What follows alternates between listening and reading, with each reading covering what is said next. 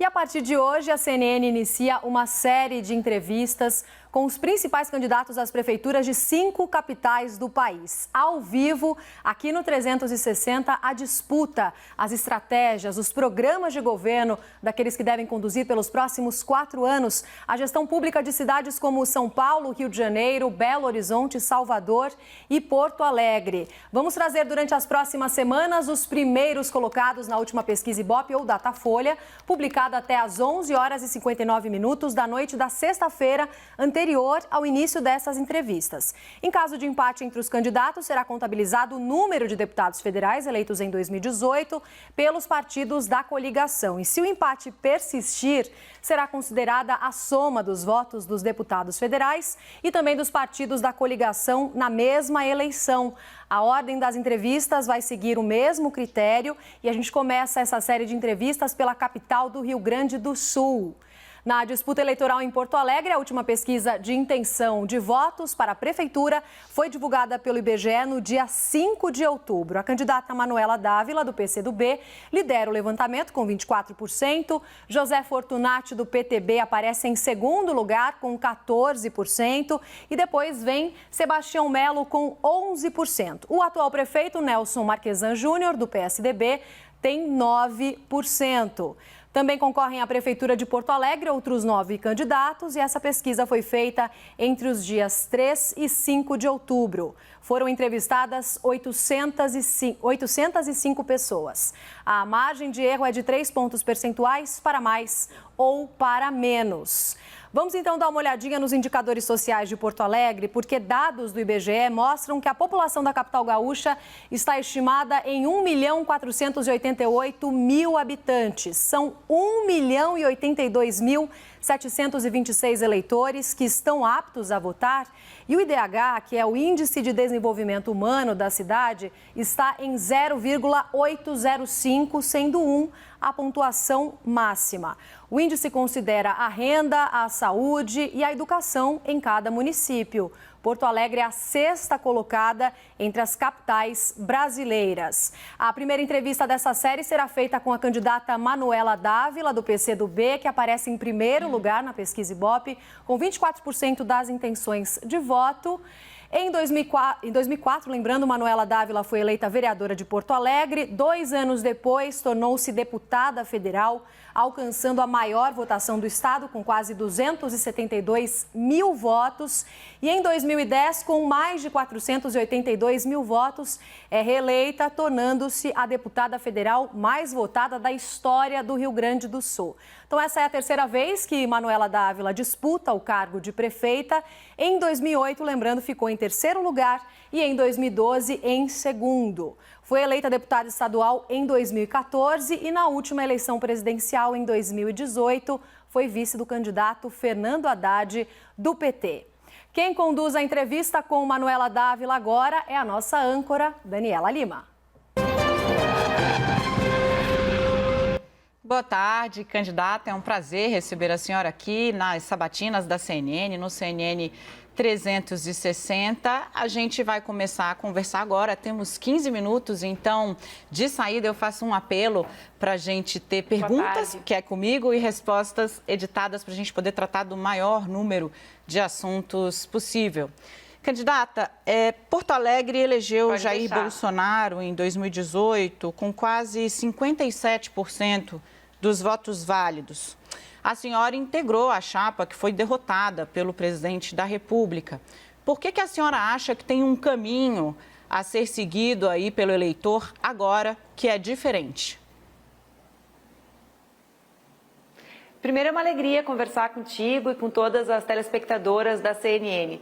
Bom, em primeiro lugar, eu acredito que a população de Porto Alegre vive a vida real da nossa cidade. Essa vida real é uma vida marcada pelo abandono da atual gestão, pelo abandono de gestões anteriores, que faz com que nós tenhamos perdido muito, sobretudo na última década. Essa é a razão principal pela qual eu acredito que as porto-alegrenses e os porto-alegrenses escolherão um outro caminho para governar a cidade, um caminho daqueles que ainda não tiveram oportunidade de construir políticas públicas. Eu tenho andado em todos os bairros da nossa cidade, evidentemente respeitando todas as normas e regras sanitárias, e escuto muito das pessoas que elas cansaram desse tempo em que não são escutadas, em que o diálogo foi interrompido na administração e acreditam que é preciso colocar na prefeitura aqueles que têm responsabilidade com as periferias, com os mais pobres, com as mulheres e homens trabalhadores. A senhora acha que a questão ideológica, que foi muito marcante na eleição de 2018, vai ter um tratamento, um peso diferente agora aí em Porto Alegre? Eu acho que terá um peso diferente as fake news, né? A eleição de 2018 ela foi marcada por uma chuva de mentiras, de inverdades, de fake news. E acho que a população já sabe que isso não é ideologia. O que aconteceu em 2018 foi mentira. E em 2020 a população busca conhecer a verdade, já apura com mais senso, com mais responsabilidade aquilo que aparece na internet e busca respostas concretas para os problemas da sua vida. Respostas que não têm sido dadas no último período. Candidata, a senhora é um dos nomes mais associados à oposição, claro, inclusive pelo papel que cumpriu em 2018. Como é que pretende dialogar com o governo federal, se for eleita prefeita de Porto Alegre, e, claro, com o governo do estado, que está sob o comando de um tucano, né? Também oposição histórica aí à esquerda. Eu fui vereadora, deputada federal e deputada estadual e eu aprendi nos espaços que ocupei no parlamento que há necessidade que o gestor público seja ativo. Muitas vezes as pessoas têm a ideia de que a prefeita ou o prefeito, o governador ou a governadora, quando são amigos do presidente da República, serão mais beneficiados. Eu não acredito nisso, eu acredito que aquele que sabe lutar, né, pelo povo da sua cidade ou do seu estado, no caso do governador, será aquele que alcançará mais recursos. Então, eu pretendo manter o diálogo respeitoso, fazendo com que o direito das mulheres e dos homens que vivem na minha cidade seja respeitado. Os repasses da União para os municípios não é favor, né? E prefeito ou governador que espera repasse com o pires na mão não está cumprindo o seu papel. Eu vou ser uma prefeita que vai lutar por cada real, para que venha dinheiro para eu poder desenvolver políticas públicas que são de responsabilidade do município, mas que nós sabemos, né, em função do Pacto Federativo Brasileiro, muitas vezes dependem de recursos do governo do estado ou da União. O governador do estado já tem um trato bem mais, digamos, respeitoso com as pessoas que pensam diferente, mas eu tratarei da mesma forma. Respeito, diálogo e voz ativa, defendendo os interesses das mulheres e dos homens que vivem aqui. Além disso, também a gente vive um período muito difícil, um período de crise, e eu não estarei em buscar financiamentos nacionais e internacionais que estão à disposição dos municípios para enfrentarem essa crise que nós estamos vivendo. Perfeito. A senhora já puxa, então, meu próximo ponto. Nos últimos anos, os servidores municipais de Porto Alegre conviveram com atraso e parcelamento de salário. Eu queria saber como é que a senhora pretende lidar com essa questão, dar um fim a isso, se, claro, né, vencer as eleições e assumir a prefeitura a partir de 2021, num tempo que será de crise, o dinheiro está curto para todo mundo, né? Explica para a gente como é que a senhora pretende resolver a questão do funcionalismo.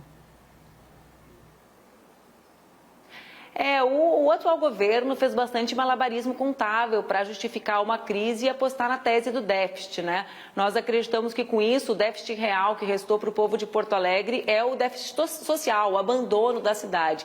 Eu tenho muito claro, Dani, que as mulheres e os homens que vivem em Porto Alegre precisam de políticas públicas, posto de saúde, escola, creche, escola de educação infantil, assistência social, e sei que as servidoras e os servidores públicos são parceiros de primeira hora para executar essas políticas. Eu tenho muita curiosidade com esses políticos que dizem defender a educação. Ontem era dia da criança, a semana vai ser dia do professor, da professora. Dizem que defendem a educação, mas não valorizam a professora, a trabalhadora da educação, a merendeira da escola. Então, para mim, em primeiríssimo lugar, está honrar o salário dessas trabalhadoras e trabalhadores que garantirão escola, posto aberto, assistência social funcionando. Além disso, a tese de que não pagar o funcionalismo é uma tese boa economicamente também é uma furada, né? Porque, vê bem, Porto Alegre é uma cidade que tem 128 mil trabalhadores, trabalhadoras são servidores públicos, não só do município, é verdade, do Estado e da União também. Essas pessoas, quando recebem salário dia, elas consomem. Então, isso significa comércio movimentado, isso significa o setor de varejo movimentado, o supermercado vendendo mais, a padaria vendendo mais, e isso, numa cidade que tem a economia movimentada a partir do setor de serviços, significa que a prefeitura pode passar a arrecadar mais. Então, além de ser direito das trabalhadoras receber em dia, pandemia é bom para a economia da cidade. Tá, já que a senhora, eu vou pular aqui um pouco o meu cronograma, já a gente fala de Covid, mas vou pegar daí, a senhora citou a questão da economia local. Li em entrevistas anteriores nas quais a senhora disse ter um plano, né, de viabilizar, salvo engano, a cifra aí 200 milhões para de crédito para microempreendedores. De onde é que vai vir o dinheiro? Perfeito. Então, a prefeitura tem a capacidade de um fundo garantidor, né? O fundo garantidor, para quem não está acostumado, é como se fosse o fiador do empréstimo. Com 15 milhões de fundo garantidor, a prefeitura alcança 200 milhões de empréstimo para o microcrédito. Para a gente ter uma referência do que isso significa de emprego gerado, Santa Catarina, com 225 milhões de microcrédito, garantiu 20 milhões de empregos gerados diretamente. Então, sai do fundo garantidor. A prefeitura vai numa instituição financeira, numa instituição bancária, coloca 15 milhões no fundo garantidor e garante 200 milhões emprestados, né, para essas mulheres e homens que empreendem na nossa cidade e que vivem dias muito difíceis em função da pandemia. Além disso, Dani, para a gente é uma pauta bem importante no nosso programa de geração de trabalho e renda, que penso, né, é uma urgência daqueles que vão governar no próximo período, é o tema das compras públicas. Se fala muito pouco sobre isso, mas as prefeitas, os prefeitos, as prefeituras compram muito, né? Só para ter uma ideia assim, de um número que eu memorizei na cabeça, porque achei um pouco insólito, só nesse ano Porto Alegre gastou 900 mil reais em camisetas. Bom, das compras públicas de Porto Alegre, menos de 9% são feitas de micro e pequenos empreendedores, isso segundo o Sebrae, né? Aqueles que nós sabemos que geram mais trabalho e renda, mais emprego na cidade. A gente quer alcançar 20% das compras públicas governamentais com os micro e pequenos. O que significa isso de dinheiro injetado na economia na cidade? 340 milhões. Isso significa o pão comprado do padeiro do bairro, a fruta e a verdura comprada dos nossos pequenos agricultores indo para a merenda escolar. Pode significar cooperativas de mulheres produzindo os EPIs que são utilizados pelas profissionais da saúde. Então, significa algo que no mundo, né, tem sido chamado da economia do comum, né? Uma economia que faz com que o investimento tenha um circuito mais curto e traga retorno mais imediato para as cidades. Agora, candidata, vamos pensar nesse cenário que a senhora está traçando, levando em conta, claro, aí as contas que a senhora faz, levando em conta que elas estejam certas. A gente está vivendo um momento em que esse grupo que a senhora está mirando aí, apoiar, está passando por bastante dificuldade por conta da pandemia, como todo mundo, sofreram reveses muito pesados em seus caixas. Aí a minha pergunta para a senhora é a seguinte: a senhora concorda com as medidas de isolamento que foram impostas, dos quais muitos comerciantes, microempreendedores e até empresários bastante famosos aí da região sul se colocaram contra? A senhora acha que foi bem conduzida? Está pronta para uma segunda onda de Covid-19 se ela vier? Eu estou pronta para enfrentar qualquer problema que a população da minha cidade enfrente. Agora, sim, né, eu defendo medidas sanitárias de isolamento, como foram adotadas, mas jamais sem a testagem da população, porque isso significa instabilidade na tomada de decisão. Os países que fizeram isso e que tiveram mais êxito no resultado, inclusive, Dani, com isso que tu chamas, né, de uma nova leva ou da pandemia intermitente, como nós temos chamado, foram países que testaram. Porto Alegre sequer testou as suas profissionais e os seus profissionais de saúde. Então, imagina, né, para começar um jogo de futebol ou para treinar, a dupla Grenal, que é a dupla de futebol aqui no meu estado, é testada, tem a febre medida. As profissionais da saúde vão atender e só são testadas quando tem sintomas. Ora, nós sabemos que isso coloca, além de colocar em risco, gera instabilidade. Então, sim, medidas de isolamento eram e são necessárias, mas elas devem ser acompanhadas de outras medidas, como a testagem e como a construção de brigadas, né, de saúde a partir das equipes, que são as equipes comunitárias, de agentes comunitários de saúde, para que se possa impedir a ampliação do contágio. Acho que a gente precisa, e isso não foi feito em Porto Alegre, ter uma visão que é um pouco uma visão que sempre dizem que nós mulheres temos, de fazer muitas coisas ao mesmo tempo, né? Salvar vidas não tem contradição com o desenvolvimento da economia. Por exemplo, o prefeito municipal já poderia ter enviado para a Câmara de Vereadores uma proposta de transferência do aumento do IPTU previsto para 2021 para o fim do ciclo. ciclo, mostrando o seu compromisso e a sua solidariedade com esses empreendedores que, de maneira adequada, ficaram fechados, mas que tiveram prejuízos grandes. Então, era preciso, né, enquanto de forma adequada as medidas sanitárias de isolamento estavam sendo tomadas, garantir um olhar mais atento para aqueles que estão na nossa cidade, sobretudo pequenos, né, micro e pequenos empresários que investem e que não foram sequer tratados de uma forma mais digna pela administração, como de resto ninguém foi. Candidata, a gente está chegando aqui nos nossos minutinhos finais e tem dois temas que eu não posso deixar de abordar. Primeiro, a educação. A volta às aulas virou uma polêmica no Brasil inteiro, em Porto Alegre não é diferente, foi retomado agora há pouco com um cronograma que está sendo seguido aí, faseado, enfim. A questão é que os especialistas já dão o ano de 2020 como perdido na educação. A senhora assumiria em 2021, se for eleita, qual é o plano para colocar essa perda aí na conta, tirar essa perda da conta da educação, especialmente a educação infantil, né? Primeiro, eu nem sei se as pessoas acreditam, né? As pessoas que não são de Porto Alegre, que acompanham a CNN, que a gente tem um prefeito e um secretário municipal de educação que disseram que não ouviriam professoras, professores, mães e pais para a retomada do ano letivo, né? Eu fico me perguntando, se não escuta quem vive a realidade escolar, vai escutar quem?